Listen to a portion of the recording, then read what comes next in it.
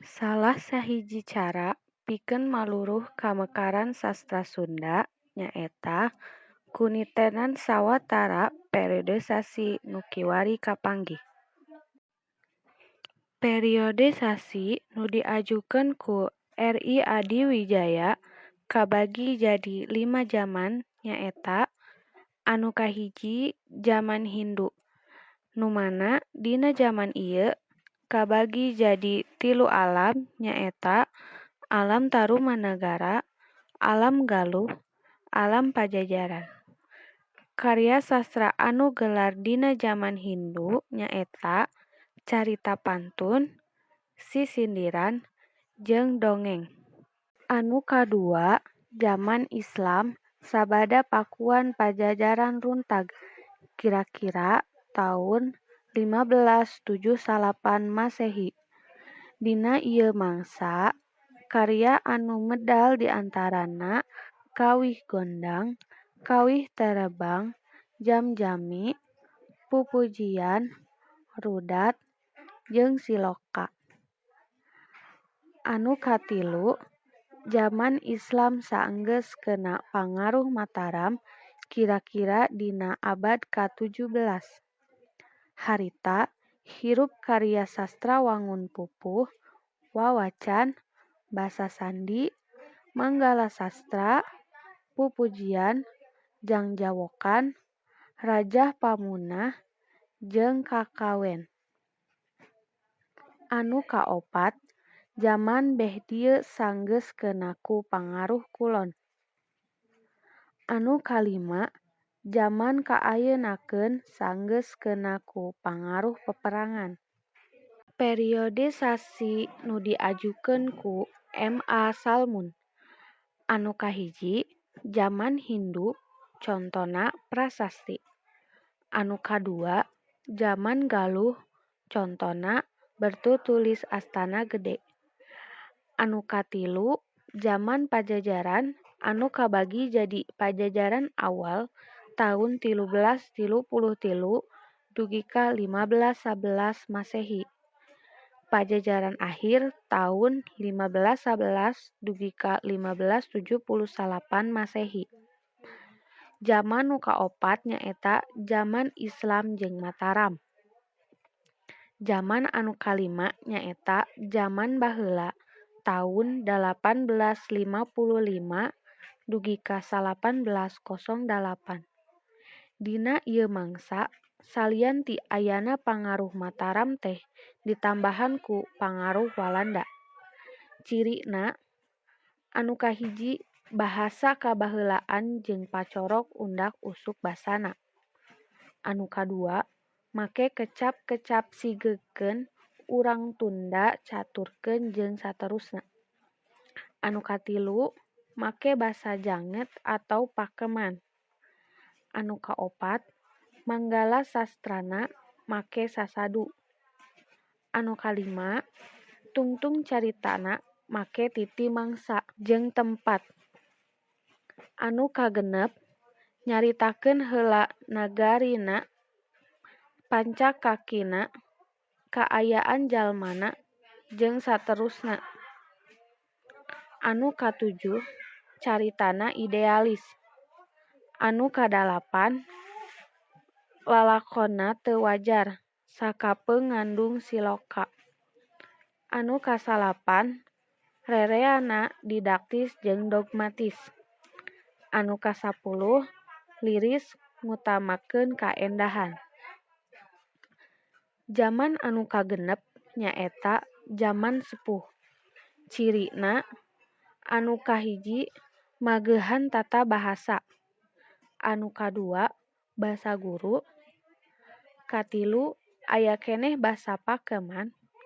Kaopat wajar jeung realistis. Kalima didaktis jeung subjektif. Nu kagenep mimiti rea carita dina wakun lancaran. 7. Mimiti aya majalah Sunda. Zaman anu katujuh nyaeta zaman Parahyangan. Cirina anu kahiji nulis dina majalah Parahyangan.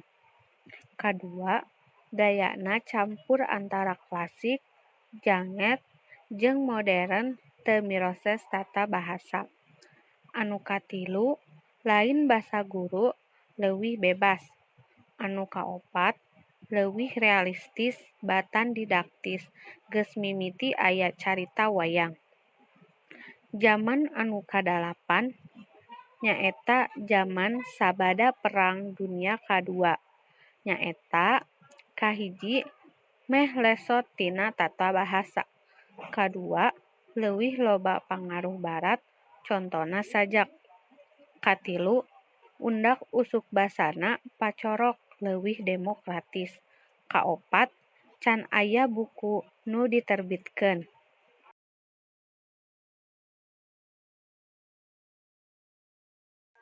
Anu kahiji jaman buhun.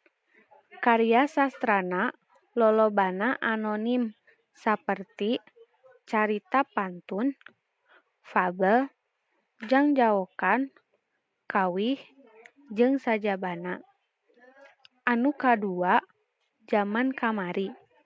Jaman mangsa Sunda dijajah, mimiti dilindih ku Mataram, tuluy ditema ku Walanda, Inggris, jeung Jepang. Pangarang dina jaman ieu diantarana Haji Hasan Mustapa, Khalifah Apo, D.K. Ardiwinata, Suryadi Reja, Joana, Muhammad Amri, jeung Memed Sastra Hadiprawira. Anu katilu jaman Kiwari. Sabada Indonesia merdeka. Pangarang-pangarangna nyaeta Sayudi, Surahman R.M., Rusman Sutia Sumarga, Ki Umbara, Yusru Samsi, jeung sajabana.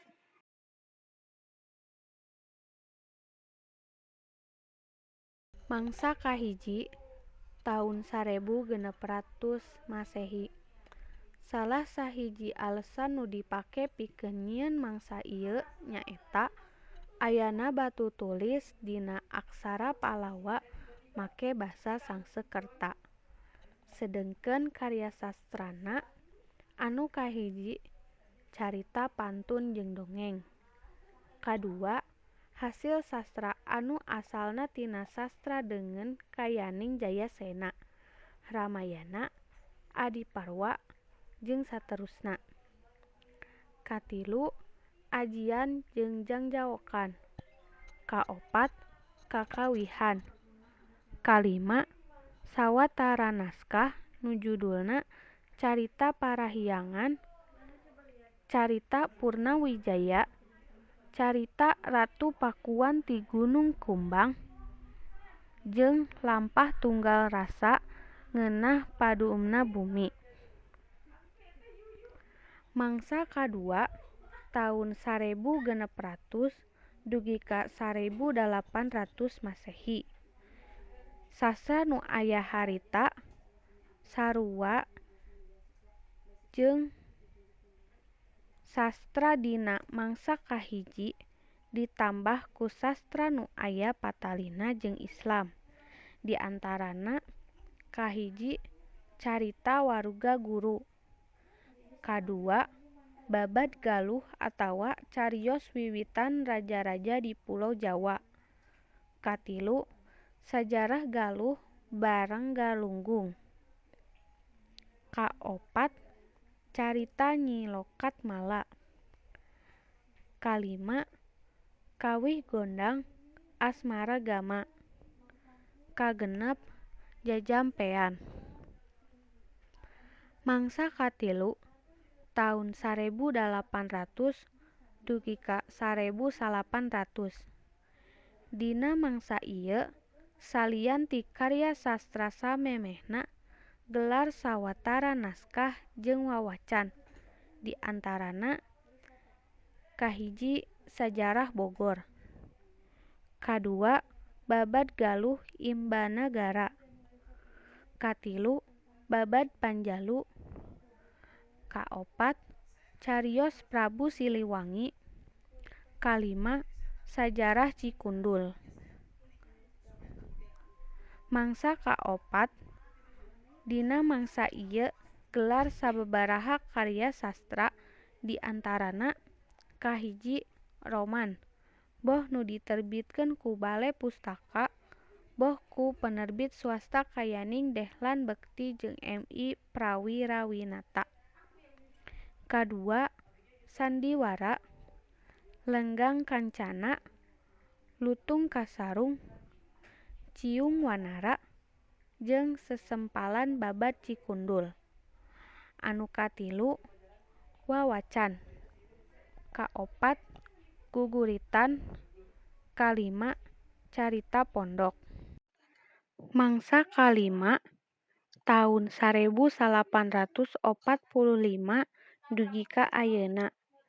Ieu mangsa ditandaan ku reana majalah jeung kalawarta nu ngamuat rupa-rupa karya sastra. Eta majalah jeung kalawarta teh diantarana Warga, terbit di Bogor taun 1851. Sunda, terbit di Bandung taun 1852. Candra, anu diterbitkeun di Bogor taun 1854. Kujang, anu diterbitkeun di Bandung 1856. Mangle, diterbitkeun di Bogor taun 1857. Kiwari, anu diterbitkeun di Jakarta 1857. Sari, anu diterbitkeun di Bandung taun 1862. Langen Sari, anu diterbitkeun di Bandung taun 1863. Sangkuriang, anu diterbitkeun di Bandung taun 1864. Jeung Mingguan Sunda, diterbitkeun di Bandung 1866. Sedengkeun majalah jeung kalawarta nu ayeuna masih keneh aya mah nyaeta Mangle, Kujang, Galura, jeung Giwangkara. Lian ti karya sastra nu dimuat dina majalah jeung kalawarta, dina mangsa ieu rea karya sastra nu dicitak dina wangun buku, boh karya sastra mangsa, jeung boh hasil mangsa samemehna. Aib Rosidi nepikeun kritikna kana periodisasi beunang R.I. Adiwijaya jeung M.A. Salmun.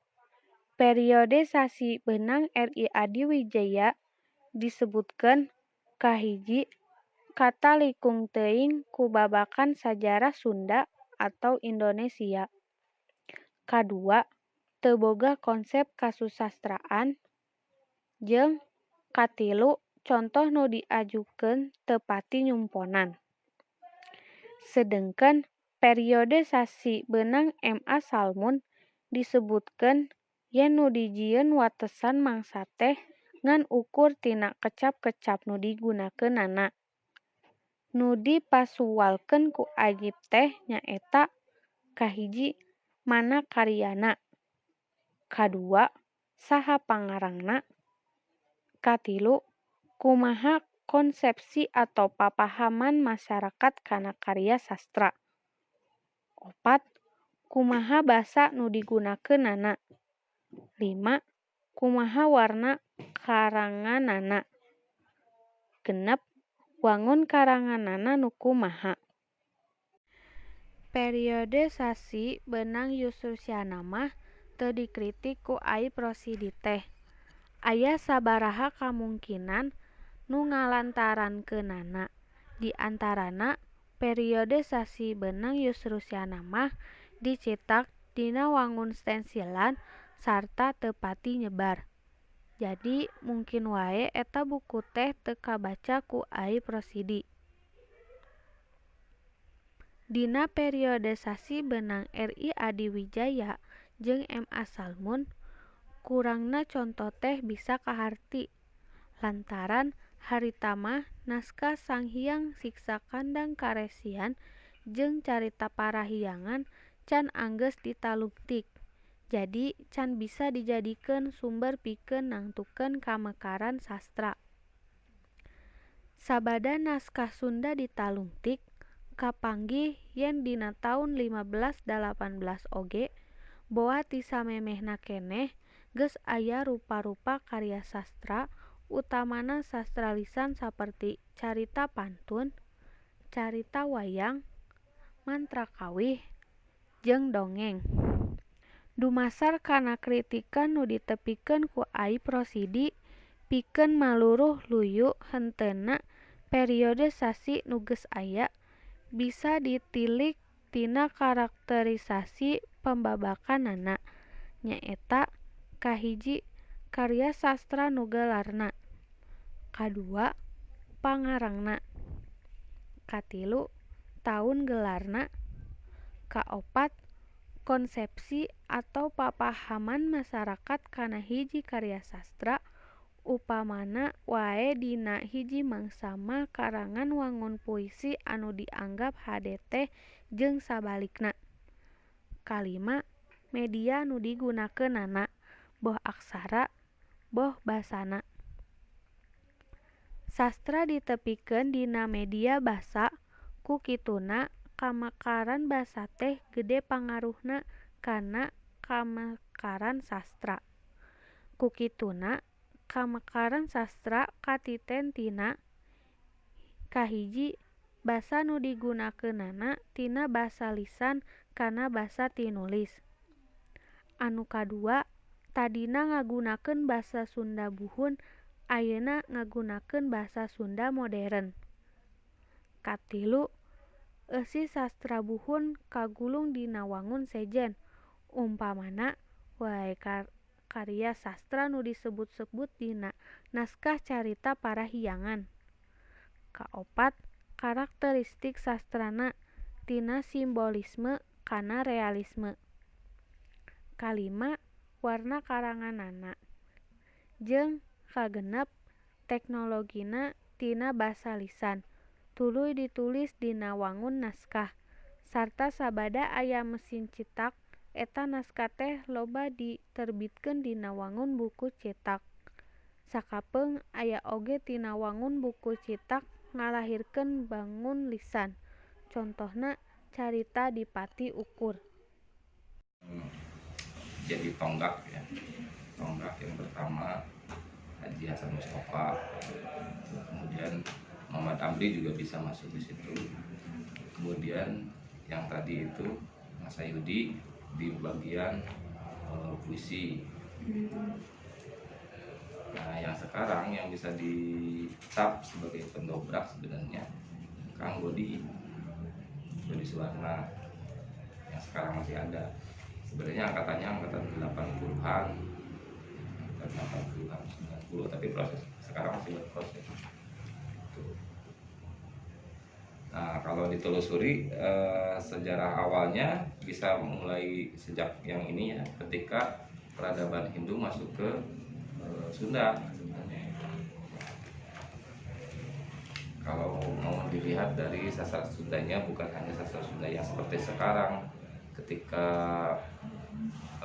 mulai ada kerajaan misalnya, kerajaan bukan Tarumanagara, awalnya itu kerajaan apa? Singasari. Bukan. Di Sunda itu ada satu kerajaan yang diawali oleh ketika datangnya orang India ke Sunda. Itu namanya kerajaan apa? Salakanagara. Salakanagara. Akitirem, Salakanagara di situ. Tapi di situ belum ditemukan sebenarnya tulisan. Kalau zaman dulu kan tulisannya bisa dilihatnya di prasasti. Justru setelah zaman Tarumanagara mulai ada bukti-bukti kan gitu. Bukti Tarumanagara itu setelah Salakanagara terpecah gitu, atau mengembangkan apa namanya, ini jadi sejarah, mengembangkan ke penyebar luasan kekuasaannya sampai kemudian dipindahkan menjadi sebuah kerajaan Tarumanagara. Ada rajanya Dewa Warman dulu tuh, kemudian punya anak 2, si yang satu kemudian diberi kekuasaan untuk membangun kerajaan. Sebenarnya kerajaannya sama, sebutannya nanti itu jadinya kerajaan Sunda namanya, tapi ada yang menyebutnya satu jadinya kerajaan Sunda Galuh, yang satu kerajaan Sunda apa tuh, kalau orang dalam legenda atau dalam ucapan sebutnya Pajajaran. Padahal dalam sejarah tidak ada nama Pajajaran, yang ada Pakuan Pajajaran. Pakuan. Pajajaran itu nama ibu kota, kerajaannya mah Sunda. Jadi Sunda itu ada Sunda, ada Sunda Galuh. Nah, bukti-bukti sastra Sunda adanya di situ ketika ditemukan misalnya Prasasti. prasasti yang ada di Ciauruten gitu ya. Termasuk juga di Sunda Galuh kan. Sunda Galuh juga ada tulisan-tulisan. Kalau bentuknya tulisan, kemudian sastra, meskipun itu bukan sastra yang sebagaimana kita ketahui sekarang, itu sastra tulisan, hanya memberitahukan pada zaman pada saat itu bahwa di sini ada ini pakai studi, pakai bahasa. Pernah ada di sini raja kan itu. Tapi kalau setelah itu yang muncul mungkin bisa di apa ya, ada kisahnya sebenarnya kalau dari sisi sejarah. Ketika Sunda itu banyak kisah tentang kerajaan Sunda. Kalau yang hubungannya dengan sastranya itu misalnya ada kisah tentang Cingwanara. Cingwanara itu nama raja. Nama raja ketika di zaman Galuh itu ada seperti perebutan kekuasaan, tapi sebenarnya bukan. Jadi ada raja dulu itu ada namanya Sempak Wajah dan Mandi Minyak gitu kan nggak salah. Nah, yang seharusnya menjadi raja itu adalah Sempak Wajah. Ya, tapi dia mengundurkan diri karena wajahnya sempak, tahu wajahnya, giginya, ya, dia sempak. Akhirnya dia mengasingkan diri. Ya itu kisahnya nanti di dalam sejarah. Kenapa ada Cingwanara? Cingwanara itu ingin mengambil alih kerajaan Galuh yang memang harusnya menjadi miliknya. Makanya diadu ayam kan ya.